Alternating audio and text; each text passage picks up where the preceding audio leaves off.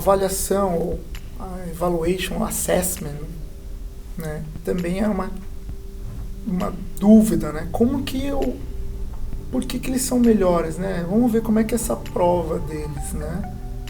E aí o professor vem e fala, não tem prova. Aí, como não tem prova?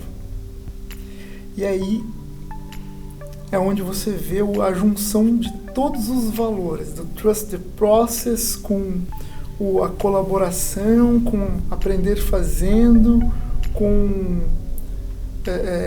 a questão dos baby steps, tudo se une quando ele diz que não tem prova. Por quê? Porque a maioria dos trabalhos são feitos em time, em equipe, em grupo. E quando eu digo não tem prova, não tem a prova como a nossa, com nota, A, B, C, ou 1, 2, 3, 10, 9. É lógico, existem os assessments, são as avaliações, são os momentos que você é testado em situações para saber se você atingiu aquela competência. E essa avaliação cabe muito ao professor. Então, digamos que ele tem esse poder de dizer se você atingiu ou não a competência X. Porém, o momento de avaliação, esse momento de assessment que a gente diz, ele não é feito só pelo professor. E aí que vem a confiança e a integridade. A primeira avaliação é feita por você mesmo. Então você se autoavalia como competente ou não naquilo. Então você vê a principal diferença do finlandês para o brasileiro. Ele é extremamente autocrítico. E o professor até diz que ele vai, e ele fica assim, não, mas eu não sou tão bom o suficiente. E aí por isso que os caras atingem níveis gigantescos normalmente. Porque eles estão sempre se cobrando para ser melhor, mas eles se autocobrando. Não a escola, não a sociedade, não o pai, a mãe, o governo, a própria pessoa se autoavalia. E eles são acostumados a se autoavaliar desde criança. Então imagina, se você já se autoavalia, você consegue ter autocontrole, você consegue entender os seus pontos fortes, seus pontos fracos desde criança. Então, por exemplo, uma situação... eu acho lindo pela verdade que a situação exige.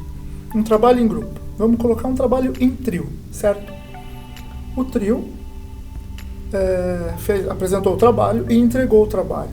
O professor vai fazer a avaliação do grupo e vai ter uma nota, ok? Essa é a primeira nota. Você vai ter a sua nota nesse trabalho, que você vai se dar. Outra avaliação. E os dois pares do seu trio vão também ter avaliado. Entendeu? Por quê? Porque o professor tem a visão do todo, certo? O professor tendo a visão do todo, ele consegue dar uma nota geral pelo trabalho, pelo resultado final do trabalho. Mas só o grupo sabe quem realmente trabalhou e quem não trabalhou.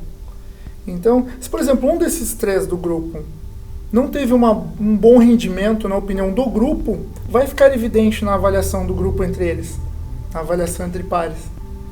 O professor talvez não perceba, mas o grupo vai... Aquele que não participou tanto, que faltou nas reuniões, por algum motivo participou menos, vai ficar evidente na avaliação do grupo. E aí cabe ao professor entender até onde isso foi impactante ou não no desenvolvimento do grupo e entender se o grupo não conseguiu puxar esse cara para cima, se o grupo isolou o cara, porque isso também pode acontecer.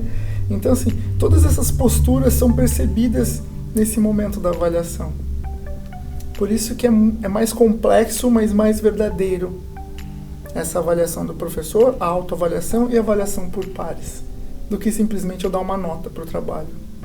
Eu dei uma nota para o resultado, mas eu não consegui avaliar o desenvolvimento da pessoa.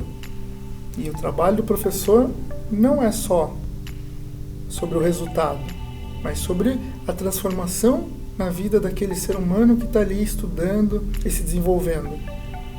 Porque, digamos que eles conseguem fazer a avaliação das soft skills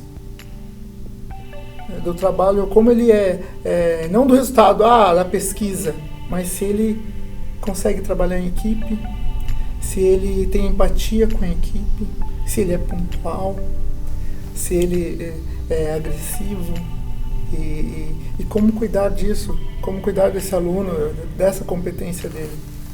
Ele não está preocupado só com a nota na avaliação do conteúdo que ele desenvolveu ou pesquisou, mas sim com todo o comportamento dele perante o grupo.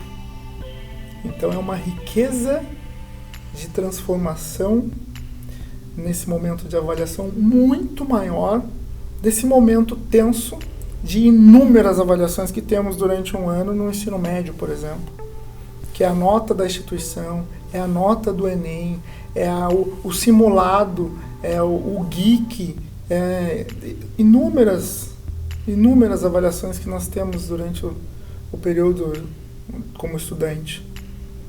E lá não.